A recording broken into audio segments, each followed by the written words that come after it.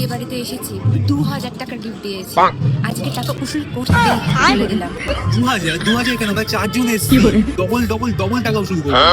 আমাদের সাথে আরেকজন আসেনি, কিন্তু ওর প্লেটটা বুঝে নিতে হবে, খেতে হবে কিন্তু আরেকটা প্লেট।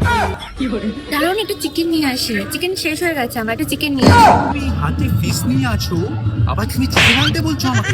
এভাবে কি টাকা উসুল হয় নাকি? মাটন খাও, মাটন, ফিসটা দাও, ফেলে আসি। না না না না, এই আর কিছু ভালো লাগছে না।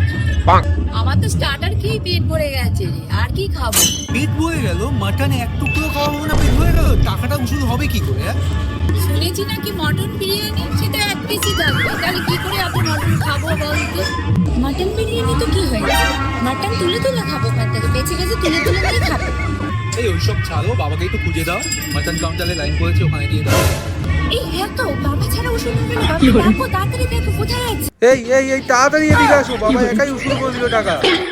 ও বাবা, বেশি খাওয়া হয়ে গেছে, এবার মনে হচ্ছে যে টাকাটা উসুল হয়েছে, তাই না বলো?